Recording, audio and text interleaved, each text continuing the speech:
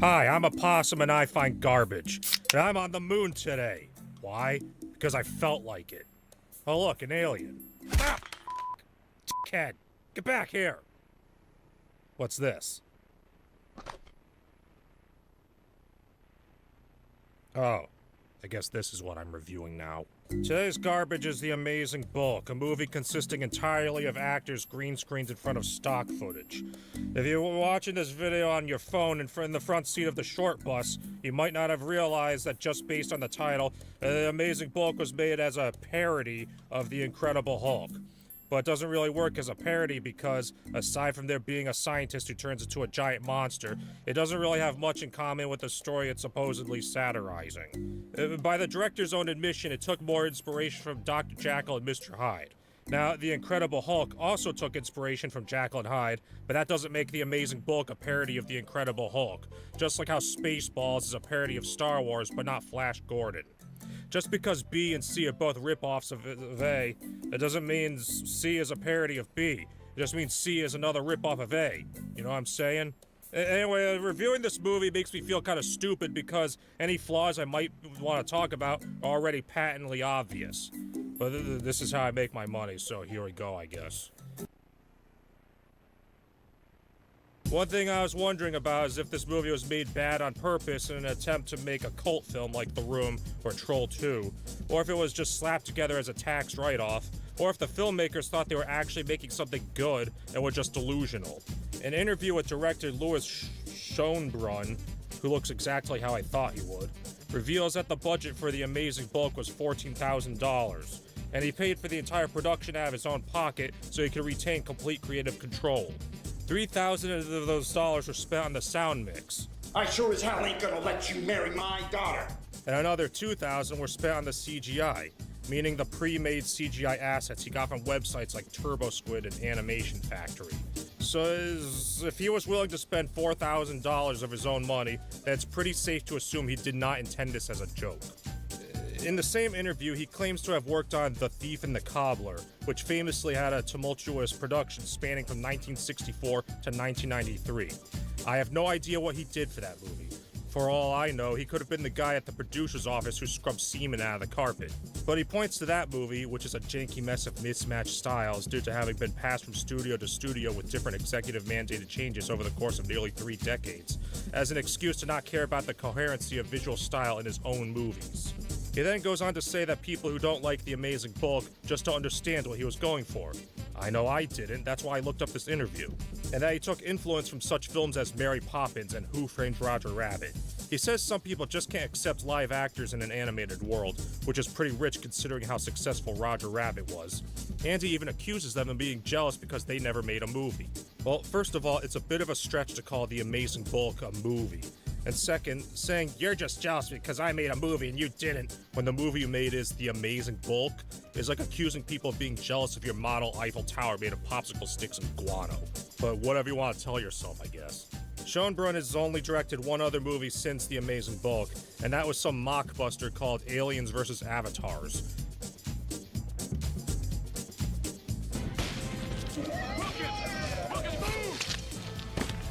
The Amazing Bulk came out after that, but it started production in 2010. And even though principal photography only took 5 days, it somehow took 2 years of post-production to finish. Did he get lost in his own basement or something? Anyway, that technically makes this his last movie. He has since moved to the Philippines and become a film school teacher. Okay, let's just talk about the style. So Schonbrun says he was going for a Who Framed Roger Rabbit sort of thing, with live actors in an animated world. But that's not what he did. The thing is, Roger Rabbit is actually animated for the purposes of the story it was telling.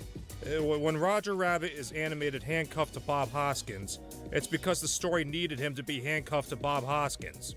So the animators animated it. What The Amazing Bulk does is it takes a bunch of pre-made assets, and then the story was written to accommodate those pre-made assets. They didn't have an animation of a rabbit handcuffed to Bob Hoskins, so they didn't do that. What they did have was a few different animations of some big purple guy, so they made a movie around that. I mean, I can understand working with what you have, but this is desperate. This is like if I bought some pre-made Pillsbury cookie dough and baked it, and then tried to sell the cookies under my own brand name. And the whole point of animation is to be able to do things you can't do with live action. You can't do a story about a satyr and a girl made of candle wax traveling to the underworld to save the moon and have it work in live action. Which is why Mune, Guardian of the Moon, is animated.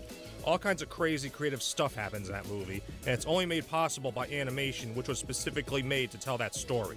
By the way, you should watch Mune. But when you stick to pre-made animated stock footage and don't create anything original, you're stuck having to work around the limitations of those prefabricated assets. This means you're limited in a way which completely defeats the purpose of animation. Now, you can argue that low-budget filmmaking is all about finding creative uses for whatever you have access to, but that's not what animation is about. Animation is the exact opposite of that. Animation is creating what you don't have. And there's a big difference between 5 or 6 guys gathering props from around their house to make a low-budget movie with their limited resources, and just filming your actors in front of a green screen and using stock footage for the rest. And understand, the problem isn't that they use stock footage. Lots of movies do that. The problem is the amazing bulk is almost nothing but stock footage. If I were to guess, I would say less than 10% of what we see on screen in this movie was actually made for it. This is pseudo-filmmaking. The amazing bulk is a pseudo-film. I guess I should talk about what actually happens in the movie now. The movie starts with a bunch of fake logos made to resemble real movie company logos. I especially like the one that looks like the Fox logo because it just starts zoomed in on a low-resolution JPEG. And then we cut to a cartoon city where we see a poorly green-screened woman walking down the street and decides to go down a dark alley, which is something any rational woman would do by herself in the middle of the night. She stops to light a cigarette, but gets attacked by a mugger who puts a gun in her mouth. And then this happens.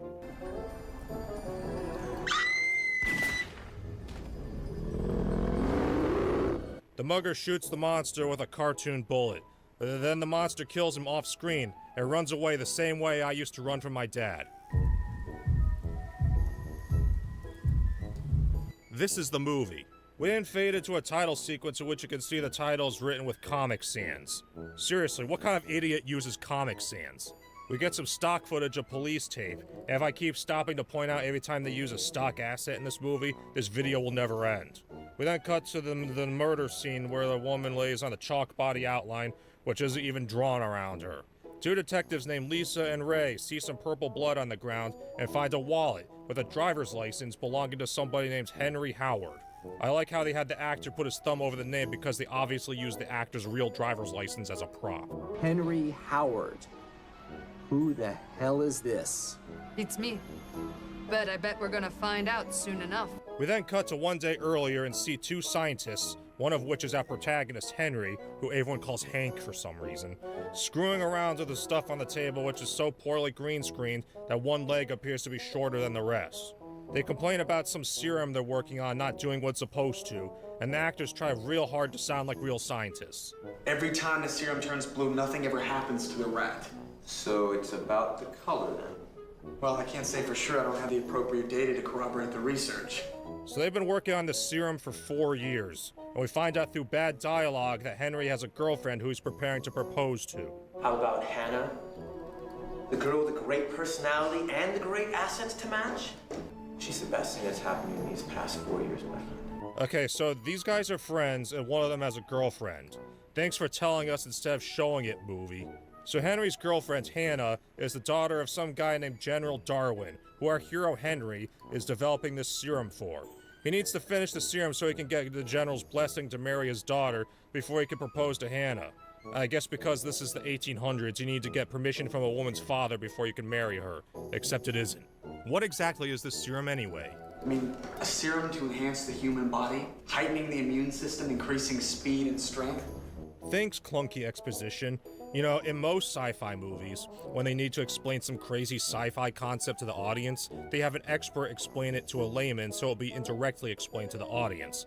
But I guess it's more convenient to just have one character explain the plot device to another character who already knows about it to convey that information to the audience in the most ham-fisted way possible. By now, you might be starting to realize this movie is failing in more than just the special effects department. The cartoon rat suddenly disintegrates, then Hannah comes walking in to pick Henry up so they can go to lunch together. They drive down the street in a badly vectorized photo of a car. They run in place through a cartoon park because they only had maybe 12 feet of green screen to work with, and make their way to a gazebo where they talk about having kids. Then we cut back to the lab. Henry and Sam do a science montage, and you can clearly see some of the stock footage they use shot at standard definition and enlarged. So they keep reusing the same 2 clips. So they come up with another serum, inject it into another rat, but then it disintegrates again, much to Henry's frustration. No more failures! Speaking of failures, I wonder how the human race is doing right now. Oh, look, a conveniently placed telescope. Wow, this thing has amazing resolution. I can read all the names on the tombstones. Names like Karen 80 Kinney, Alex Bones, Anastasia Johns, Black Magic 95, Princess 699, Charlie, Chocolate Mussolini, Chris Nugent, Kobe Holmes II, Daniel Justice, Delstop, Diesel Weasel, Evan Smith, Franco Soraya, Frankie the Ginger Degenerate, Grey Devil, A. Renan Nintendo, Ann Relata, Jan Guevara, Janice 862, Jimmy Jam, Jude 25 Bobby, Joel Burr, John Cleveland, John Fortnite, John Logan, Josh Leiphart, K55, Large Metallic Fellow, Lassie Matheson, Berg, The Squid to Quebec, Lilith Durante, Cliff, Marco McFly, Exquisite, Michael Lowe, Nicholas Slater, Noble Team 33, Otaku Artist, PT Paco, Reed Slickland, Rios, Ricky Baruga, Ruin Scepter, Samurai Rise, Spectre, Spirito 1998, Zersa Fox, The Ghost of Macaulay Culkin, The Sauce God, Twilight City Studios YouTube channel, Western Reaper, Volker Nance, Wilbur Facey, Zenith, and Victor Alexandrovich Gontar. What a bunch of assholes. Who put this telescope here anyway? I did. Oh, hey. You're that alien prick. That's my telescope. I've been using it to spy on the Earthlings while I plan my revenge. Revenge? Revenge for what? Existing. Oh, fair enough. Savor your gaze at the Earth, Possum, for soon it will be gone. Gone? What do you mean, gone? I'm gonna blow it up. Oh, And you can't stop me. okay. Yes, the Earth will be destroyed, and the Earthlings will be dead, and there's nothing you can do about it. Cower in fear, puny Earthling. Tremble before my...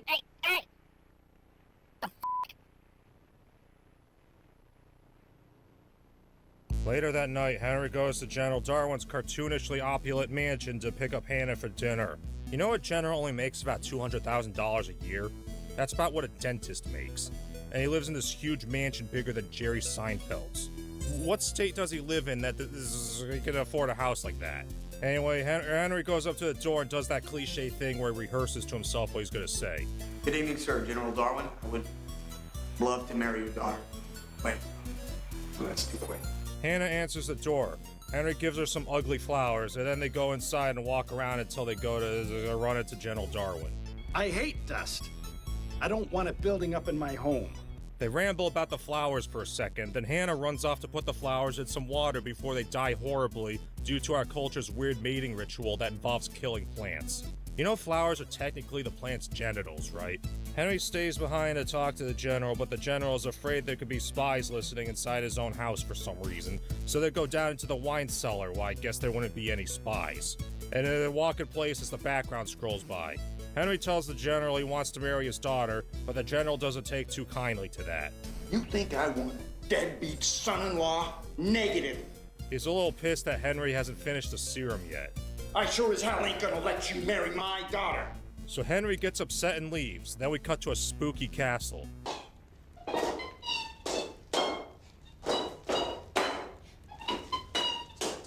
Then our villain is introduced in a shot in which the background was somehow accidentally lowered partially out of frame, so his head overlaps the blank part.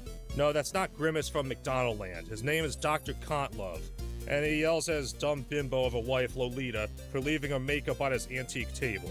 You should know that does not work on me. Oh, that's right. I forgot. There's nothing going on downstairs. So Dr. Kontlove's whole motivation for everything he does in this movie is the fact that he can't get an erection. And I guess that makes him insecure about Lolita flirting with other guys because he yells at her for dancing in front of the guards. He then starts chewing out one of the guards, and the other one makes a mocking gesture right in front of him.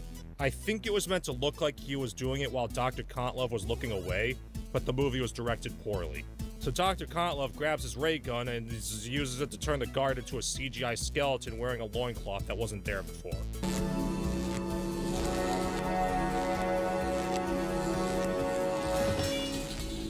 It's almost as bad as the skeleton in Sky Captain in The World of Tomorrow.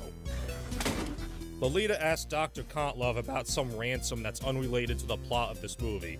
and he says it was transferred to the Swiss bank account, so they go off to celebrate. Would you like something, big? Yes. They go into some kind of control room and Lolita presses a button. And then we get some old footage of a rocket launching, which turns into a cartoon missile blowing up a cartoon factory that says Institute of German Scientists on it, which I guess Dr. Kontlove had some kind of grudge against. Dr. Kontlove tells Lolita he's working on a solution to his erectile dysfunction, so Lolita begs him to blow up more stuff. And then we get an overly long montage of cartoon missiles blowing up famous landmarks around the world, accompanied by obnoxious screeching noises. We then cut to Henry and Hannah at a carnival or amusement park or something. Henry tries to propose to Hannah, but then she gets distracted by a roller coaster. Then we cut to them riding the subway home. Henry is about to propose, but then the mugger from the beginning of the movie shows up and steals his wallet at gunpoint. The mugger steals Hannah's earrings, and Henry feels him reaching into his pocket to steal his engagement ring. So he tries to fight the guy. The mugger punches Henry, knocking him down, and then he takes the ring and runs away. Then they ride Henry's fancy sports car through the city at 1,000 miles per hour back to the general's house. Hannah tells Henry to get some sleep, but Henry says he needs to go back to the lab to work on the serum before they get defunded. Then Hannah gets mad at Henry for taking his job seriously. Really, she just gets mad at him for basically no reason. Also, notice how they put a low-resolution PNG of a couch behind the actors, which I guess is supposed to be a car seat. If they're just gonna put the seats in digitally, they could have put actual car seats in there, but the fact that they didn't suggests they consciously decided to put a couch there instead. Why? So Henry goes back to the lab, and we get another science montage, and then Henry comes up with a new serum. He injects it into a dead plant, and it brings the back to life. Henry gets excited, but also realizes it's not enough to convince the government not to defund them. So instead of getting another lab rat, he just injects himself with it using a meat injector. I guess because they couldn't get a prop medical syringe. Just go down to the vet and get some insulin needles. How hard is that? Henry's blood turns purple, and then he turns into a tornado, and then we see a purple hand reach up. Oh wow, the tension. I wonder what's gonna happen. I mean, the reveal of the monster was already spoiled in the first 3 minutes of the movie, but never mind that, give us a little tease. We then cut to the street where the movie started, only now we see the opening scene from Henry's perspective. Wow, non-linear storytelling, how creative. We see the mugger attacking the woman again, so Henry turns into the Amazing Bulk and kills the mugger just like he did at the beginning. And then he hears the police sirens approaching, so he starts digging through the mugger's pockets for the ring. He finds the box, but it's empty, so he runs away. And for some reason, he decides to turn into the Amazing Bulk again to do that. I think the only reason is because they showed him running at the beginning of the movie, and they actually took a second to think about continuity. When really, they should have just removed those shots of the monster at the beginning since, number one, they revealed the monster too early, and number two, turning into a 12-foot-tall purple monster isn't a good way to avoid the police. So not only was that pointless prologue a bad storytelling decision, it also makes no sense. Louis Schoenbrunn strikes me as the type of guy who would name his daughter after his favorite star. The next morning, we cut back to Dr. Kontlove's castle. These two toadies, who kind of look like Nicolas Cage and Kevin Sorbo, give him Henry's ring, explaining they ran into somebody named Scully, who it turns out is the mugger. Scully owed Dr. Kontlove some money, so these two guys threatened him and took the ring as payment. Dr. Kontlove says he'll give the ring to Lolita, then menacingly tells the two toadies they're going for a swim. Get your swimming trunks on, because you are both going for a little swim. So I guess he killed them. Why? I don't know. Just to be evil, I guess. Like vaporizing a guard and blowing up a bunch of famous landmarks wasn't enough to prove he was evil. We then see Henry waking up to the sound of somebody knocking on his door. As he sits up, he sees purple goo on his stomach, presumably purple blood from when he got shot. And then the voice at the door says it's the police, so he puts his wife beater on. Wait, are we still allowed to call it that? So he puts his domestic violence perpetrator on and answers the door.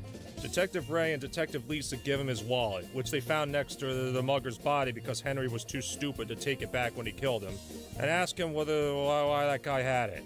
Henry explains that he was mugged, and then they tell him they found the mugger dead and ask him if he knows anything about it. He says he doesn't, so they leave. We then see Ray and Lisa sitting on the couch inside the police cruiser. Ray says he thinks Henry killed the mugger based on two pieces of evidence. How come our sweet and innocent Henry knew that the mugger killed a prostitute. You told him the prostitute was found dead next to him. Prostitute and a criminal were found dead in an alleyway. And he did just assault and rob Henry at gunpoint earlier that night, so it's not much of a stretch to assume the mugger killed her. For his second piece of evidence, Ray presents the purple blood on his hands, which he got from shaking hands with Henry. The same purple blood they found at the crime scene. I guess Henry somehow didn't realize he had blood all over his hand. Then they see Henry walking to the crime scene, so Lisa calls for backup, and then they follow him. They confront Henry in the alley and try to arrest him, but then he turns into the Amazing Bulk right before their eyes. What the hell is that? Well, it ain't Barney the Purple Dinosaur! Ray and Lisa start shooting at the Amazing Bulk, and they chase him down the street. And by street, I mean the same backgrounds over and over again, as he knocks over various objects, including a car which goes through him. A news helicopter shows up, and a reporter tries to film the Amazing Bulk with a camcorder without a microphone or battery attached. The Amazing Bulk continues to kick over cars as he runs away, but one of the cars he kicks lands on Lisa and crushes her. Look out! Lisa! What the hell is this perspective? The camera's looking up toward the sky, but he's standing as if the camera's at eye level. Is he hovering in the air and looking at the ground? Is this a MC Escher drawing? And then this happens.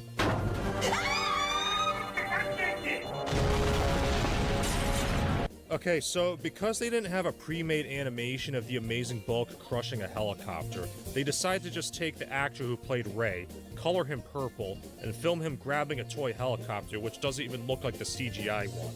And I don't think they even used body paint. He looks like they colored him digitally somehow.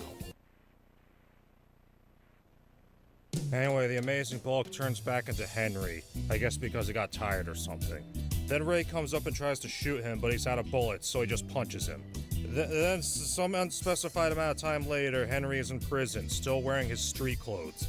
Then Ray comes in and is to shoot him for killing Lisa, which Henry insists was an accident. But then the General Darwin comes in with another cooking syringe and laughs menacingly. What's up, Doc? That doesn't even make sense. So why does he sound like he's talking through a phone? We then cut to a secret government facility where Henry wakes up strapped to a wheelchair. General Darwin tells him they're gonna conduct some experiments on him. And then he tells the scientists to give Henry a sedative before he turns into the Amazing Bulk, as indicated by the foam Hulk hand toy painted purple. Sweet dreams, you purple pile of cow dung. Meanwhile, at Dr. Kontlov's castle, Dr. Kontlov tells Lolita they has a plan to launch a rocket to blow up the moon. I'm going to send a Saturn V rocket and blow up the moon. Why? I don't know. They just needed something evil for him to do, I guess. We then get another tedious stock footage montage of a rocket launching, and then we get to watch this gag of spacecraft interfacing with each other, with the footage reversing and repeating over and over to simulate the act of intercourse. And because it was just so funny the first time, they do it again. And then they do it again. And again. And again. And again. And again. This seriously goes on for over a full minute. Then finally, the space thing starts making its way to the moon.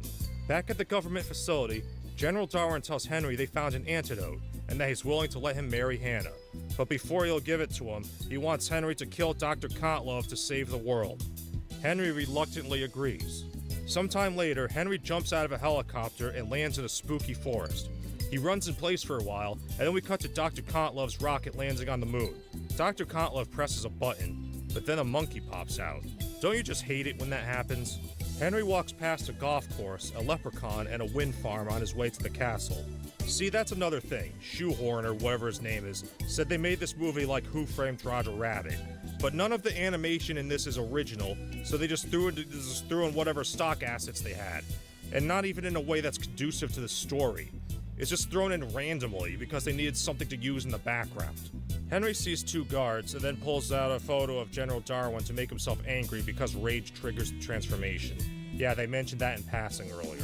So Henry turns into the Amazing Bulk and runs up to the castle. The guards run away, but then Dr. Kontlov sees him on the monitor. What the heck?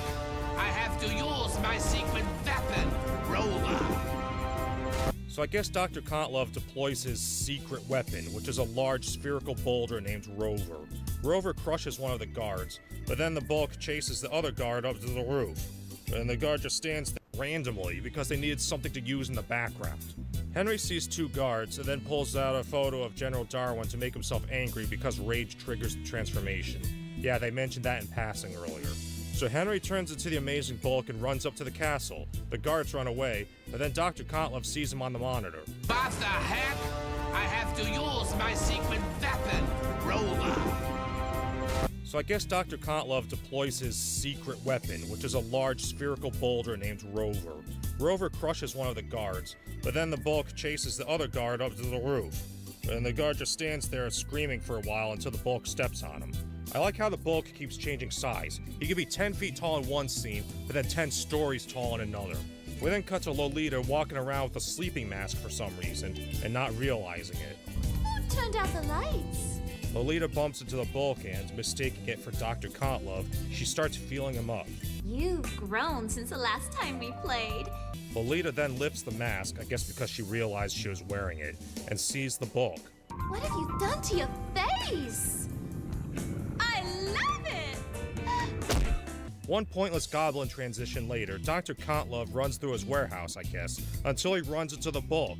He starts pleading with the bulk to spare him, but then the bulk just steps on him. Henry goes up to the roof and radios General Darwin to tell him he killed Dr. Kontlove, but then a fighter jet tries to blow him up. Henry goes back into the warehouse, which I guess is inside the castle, and General Darwin tells him he lied about there being an antidote. For whatever reason, he decides to explain that the government had already cut their funding for the serum 2 years ago, but Dr. Kontlove continued to finance it, hoping they could cure his erectile dysfunction. But then, when Harry perfected the serum, they didn't need Dr. Kontlove anymore, so they sent Henry to kill him. But now they gotta kill Henry to tie up the loose ends. There wasn't any reason for General Darwin to tell Henry all this, it's just a cliche villain monologue. So I guess that whole plot about blowing up the moon was just to trick the audience since it doesn't really go anywhere. So then Henry turns into the amazing bulk to run away from all the random things the government is sending to kill him, including airplanes, tanks, soldiers, helicopters, submarines, archers, pirates, superheroes, Zeus, Davy Crockett, superhero dogs, and cowboys. And this goes on and on for 2 minutes, which feel like forever, until finally, a fighter jet being flown by a guy without a helmet drops an atom bomb on him.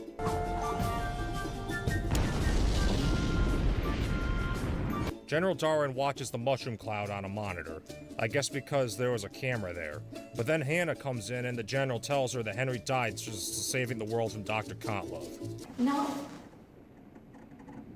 No! No!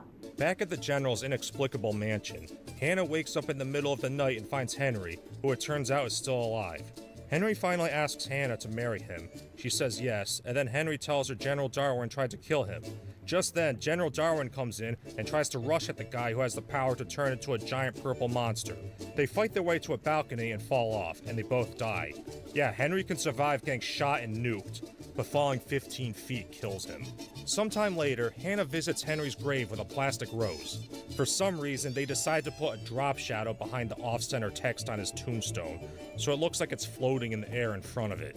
Hannah prattles on about missing him and feeling alone, and then she puts the rose down and leaves. Then Detective Ray comes walking up.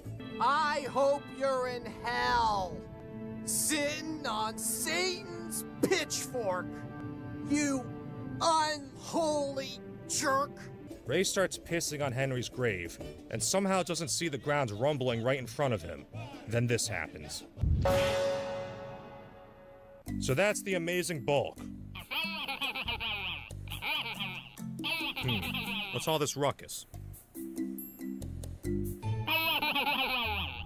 Oh yeah, this review had a plot, I guess. Soon my doomsday device will be complete. Keep it down, you prick! I have a headache. Foolish Earthling! The Earth will soon be destroyed, and no one can stop me, not even an oversized rodent like you! What did you just call me? A rodent! That's what you are, aren't you? I just saved the world, and I don't even feel good about it. Thanks for watching my video. Don't forget to like, comment, subscribe, and leave a comment because it helps my analytics. I get more views when you do that. Views equals money. Don't support me on Patreon and send me your fan art and follow me on Twitter. Bye.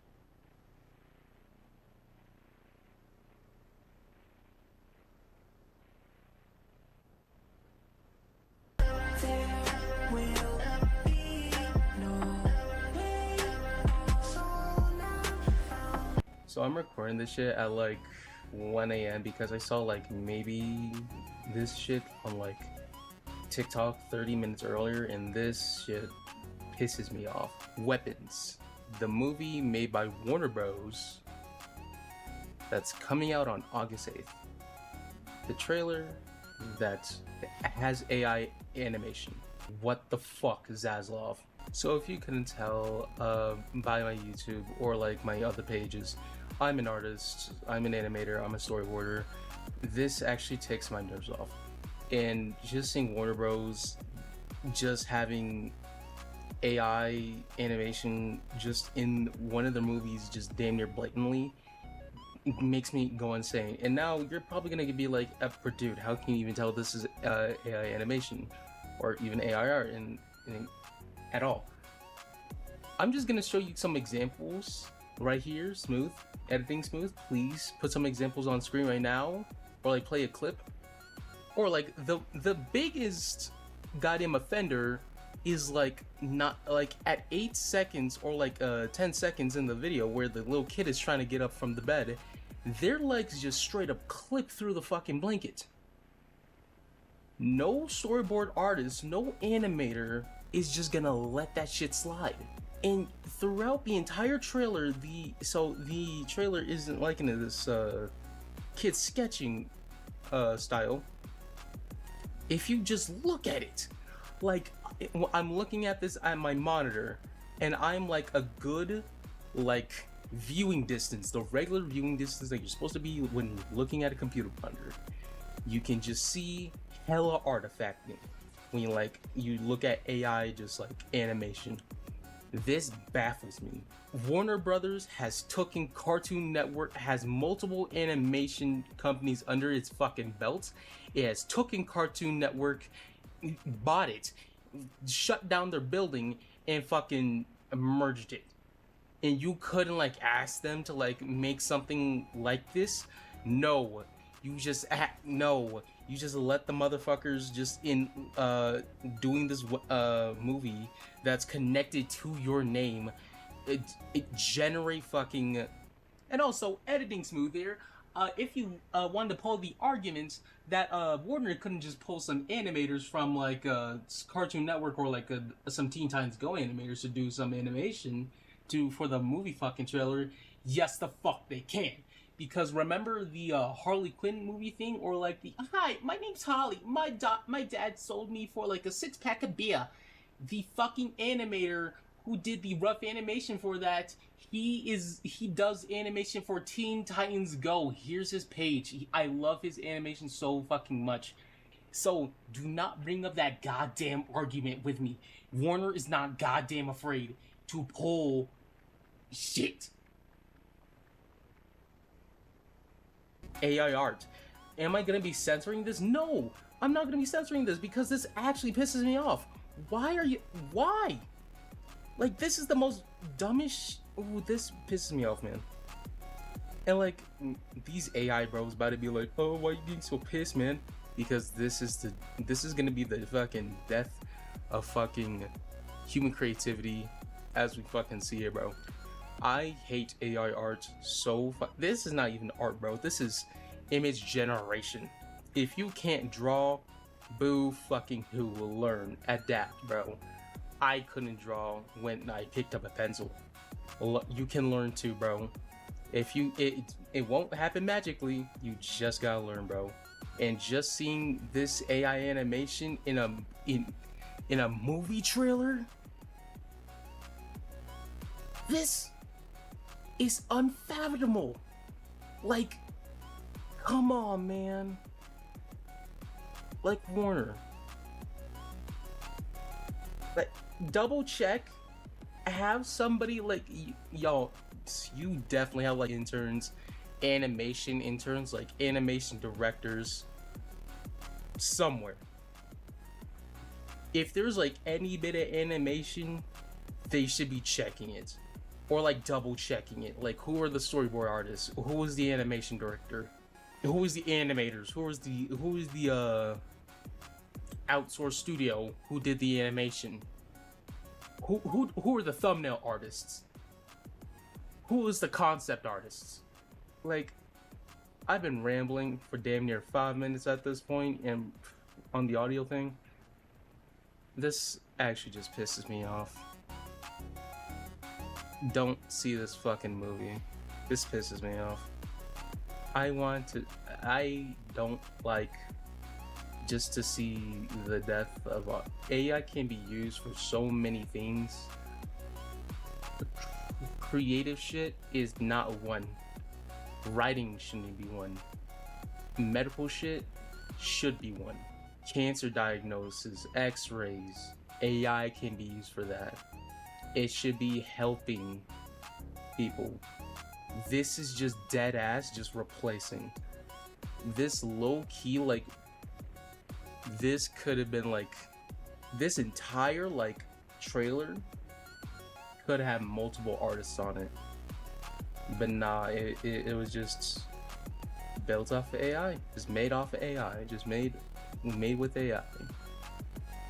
Storyboard artists could have made this and probably had like a future job because oh, it was a trailer for a movie, probably got a job later in life, but no, made with fucking AI. This shit pisses me off, man. So understand where I'm coming from.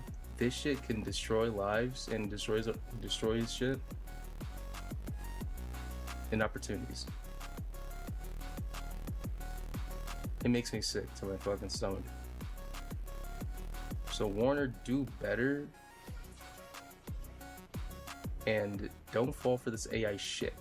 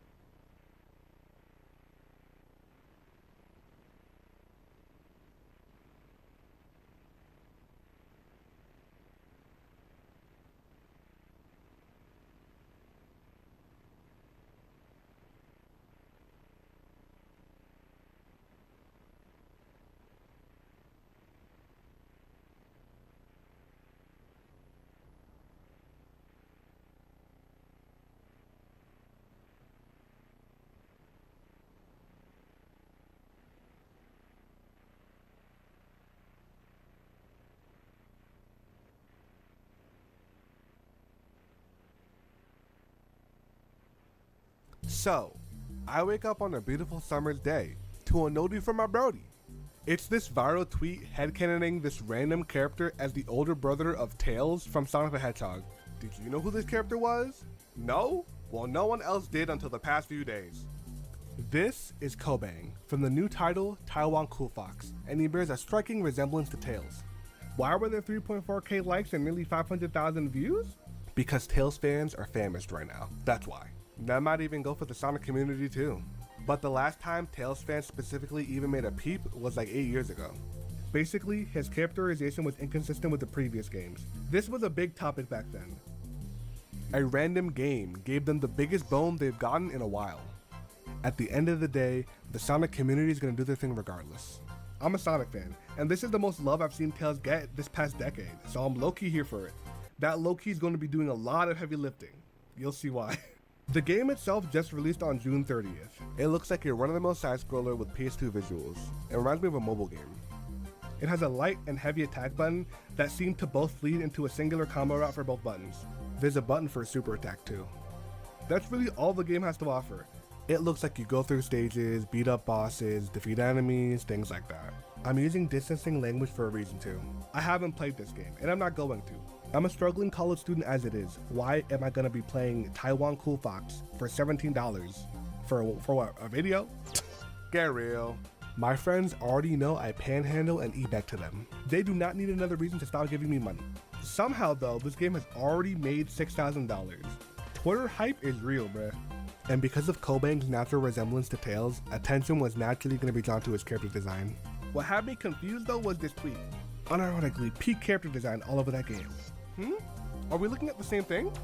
I swear he's like a cross between Sonic the Hedgehog, Tekken, and Crash Bandicoot.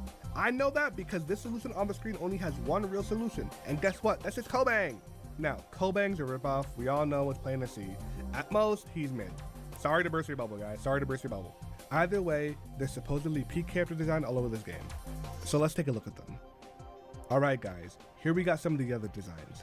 We got Master Oogway, Patrick Star, King K. Rool, Akuma/Tai Lung, and even the Panther King from Conker's Bad Fur Day? Damn. Let's just say this game has a lot of influences. I don't know why anyone's gassing them up. Oh no, this can't be. Wait. Hold on. Do my eyes deceive me? Are those big-lipped apes wearing gold chains and sagging their pants? Stop. What do you mean by that? This was the peak? This was the peak all along? Now, I know this looks racist, everyone, but don't worry. These designs are very cool and really charming. Twitter users said so. So obviously this is problematic to say the least. And the reason I'm even making this video. How much do I care about this? On a scale of 1 to 10, I give it like a 6. This is Twitter, this is nothing new. I saw the OG post on Twitter, and to be honest, I didn't really care. But when I saw this, I could not believe my eyes. And there's a bunch of people who just don't think this is racist, like at all. Maybe you, humble viewer, are even thinking, it can't be that bad. Please don't be saying that, bruh. But let me show you how bad it is. These characters are clearly influenced by aspects of black and rap culture. They have black hairstyles like dreads and afros, they wear chains and jewelry, they pose like rappers, the music for the stage is a rap beat with synths and claps.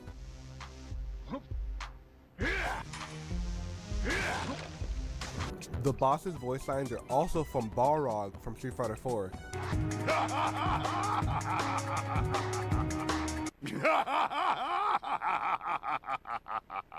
Come on! Come on! Which, if you follow Low Tier God, should be a funny crossover, let's just say. You manipulative, egotistical, uppity fucking... The real question is, did he say it? If he said Rog, he could have got away with it. Fucking Rog! There's graffiti tagged with the word gangs. The boss of the stage, a big gorilla, has prominent lips, which gorillas don't have. The boss fight itself is in a basketball court. Oh, and then I forgot to mention, there are monkeys. But nah, the game is very charming and really cool. Twitter users said so. Some people don't understand the issue with this. Granted, most people have only seen the game through clips on Twitter. Most people don't know what's in the game really, and they're not gonna buy it, and the gorilla shit already spread, so. Plus, your timeline's not gonna really show you the full picture unless you're looking for it. Some people are asking, how is this game racist? And that depends on what viral tweet you see first. Some see it and don't really care, and some are concerning. But I wanted to look into the devs just to see what led up to this game. From what I've gathered, this game is probably made by two brothers, Jack and Kevin Tsai. And there's a Robert Tsai, probably another brother, who's just credited as a level designer. The game also has a YouTube channel, which is mostly filled with animations for the game. Jack and Kevin are the ones on the credits for the animations there. On the credits of some of the animations, there's a supervisor named Joe Tsai. I just think that's their dad helping them out. The game is published under their studio, which is also in the name of the YouTube channel. As far as I know, this is their only game, and it's been in development for at least 10 years. Jack and Kevin's YouTube channels are featured on the page as well. Kevin mostly posts animations, Taiwanese chess videos, and real life things, among other things. I would look deeper into these videos, but at a glance, they seem fine. I looked through the video a little bit, they seemed alright. Plus, I don't really want to spend too much time going through videos in a language I don't really understand. I don't even like watching anime and sub half the time. You think I'm gonna get raw dogged by a Taiwanese dub? You're crazy. Jack, however, was a bit more interesting. He uploaded a video on a demo game featuring Tails 11 years ago.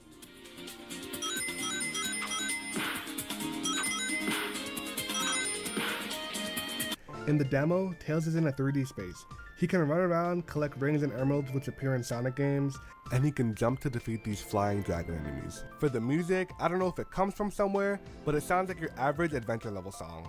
This could predate Taiwan Cool Fox. The trailer for that game came out in 2015, while this video was in 2014. Jack seemed to already have an interest in Tails, evident by him making a game featuring him. But who really knows? Either way, I think this can explain why Tails and Kobang look so similar. Without this past video though, one can assume. But there's another video he uploaded. This was about Zeus and Hermes going down to the mortal world to see how people would treat them if they looked homeless. They fall down from the sky, now as an old man and a young man. They wander into the village to try to ask the locals for a place to stay for the night. The first person they encounter is a big, buff black man with exaggerated lips, and he just slams the door on them. They knock again and he comes out aggressively, this time with boxing gloves in his hands, mashing them together, ready to fight. The two of them run away from him terrified. I know that black man and his whole family are about to get smited to hell and back when Zeus gets back to that god form. I promise you that. Regardless, it's nice to know the stereotypes date back, and Jack's other videos aren't really that relevant. As for the main channel, there were only 2 videos featuring the gorillas prominently, a short and a regular video. In the video, Kobang's team goes up against the gorillas in a boat race. The gorillas get the lead, and unsurprisingly, they start gloating and taunting Kobang's team. This causes the gorillas to get stuck on some rocks, long enough for Kobang's team to catch up. After they get unstuck, they try to book it to the finish line, but they lose. Afterwards, there's a ceremony, where Kobang gets a trophy. Everyone but the gorillas are happy. The gorilla lackeys have generic monkey noises playing to show how upset they are, but their boss tells them to stop. He approaches Kobang on the stage with, I shit you not, a literal trap beat playing in the background.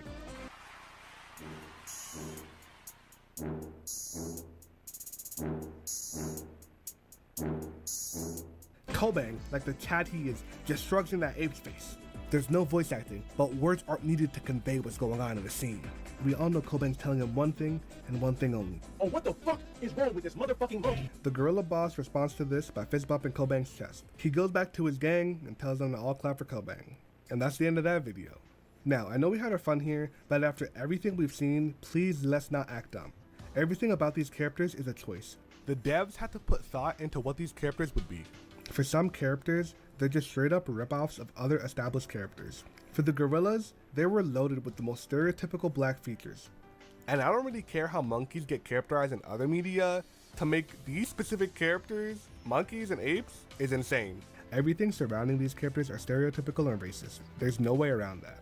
You don't stumble onto things like this. They're intentional and thought out. But I don't care if you found this funny. I can imagine scrolling on Twitter and seeing the most racist thing imaginable and just dying of laughter. Like, I can't see that. And like, I find offensive shit funny too. But I won't lie. Some people are laughing a bit too hard.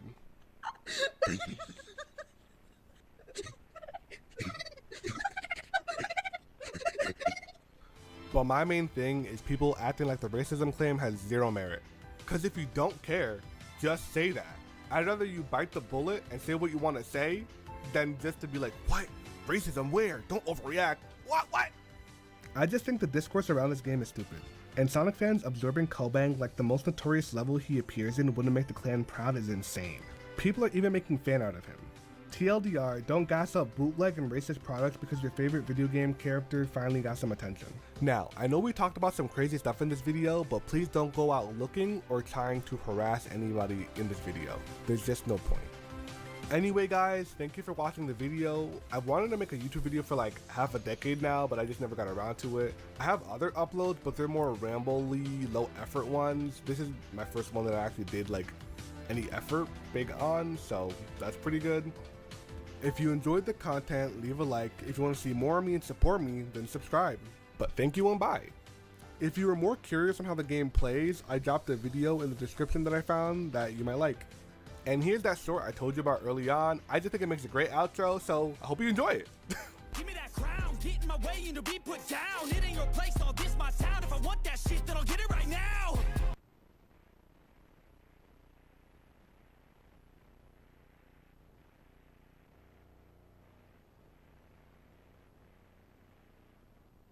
Liberté, égalité, fraternité e tapa na cara Macron. Isso aí. Este quadro está fazendo 1 ano de vida. Para comemorar, faremos uma coisa especial. Em cada episódio, veremos vinhetas de um continente diferente. E claro, vamos começar com o continente que é mais presente por aqui. Aproveitem o passeio.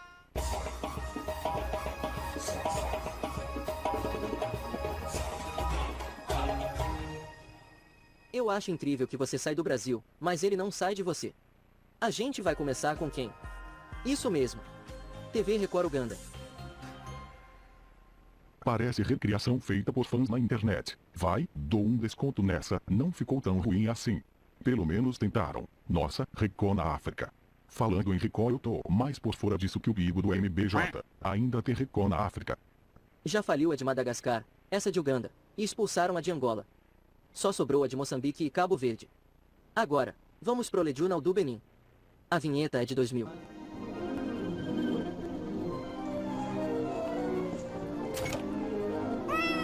Tem mais cara do início dos anos 70. Pelo menos a musiquinha é boa. Mas essa fonte é feia paca. Agora vamos pra uma vinheta de som estourado. Tava demorando, hein? Sempre nessas vinhetas da África pelo menos uma tem que ter áudio estourado. O telejornal da Argélia. Que é essa, man? É um cortador de grama. Eita, código Morse. Alguém tá pedindo ajuda nessa vinheta, aposto. Tu lembra das vinhetas da Liga que vimos? Lembro. Não lembra que antes de começar o jornal eles liam trechos do livro do ditador Muammar Gaddafi? Também. Pois é, a manipulação de propaganda não era só no jornal. Olha. Nossa, até na vinheta interprogramas eles fazem essa propaganda. Aham. Devia ser mó pai andar lá na Líbia e ver propaganda do Gaddafi em tudo que é lado. Hoje o Gaddafi é só cadáver.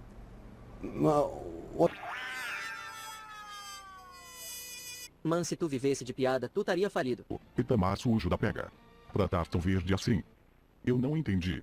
Tem 3 livros do Gaddafi, tem essa esfera amarela. Eles entram na água e vira o logotipo. Qual o sentido?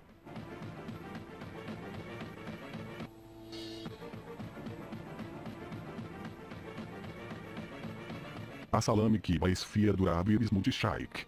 É isso que tá escrito, galera, só tô lendo pra vocês. Saindo das Arábia, vamos pros que falam português. São Tomé e Príncipe.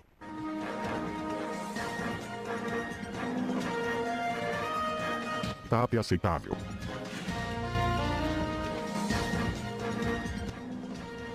Ué, tá se repetindo? Tá. 3 vezes. Macho, pra que isso? Qual a necessidade de repetir?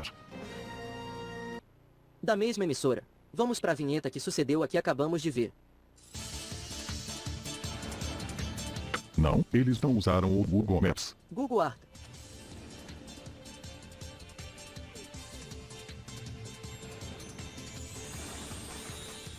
E essas grades estão mal colocadas em cima do globo.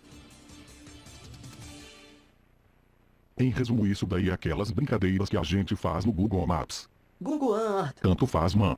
Vamos pro Cabo Verde. Olha pra isso. Mano. A terra tá se entortando mais que dançarina de Street X, irmã. OJ Produções, Nigéria, 2000. Tá pegando fogo! Ó, otimização perfeita de textura, nota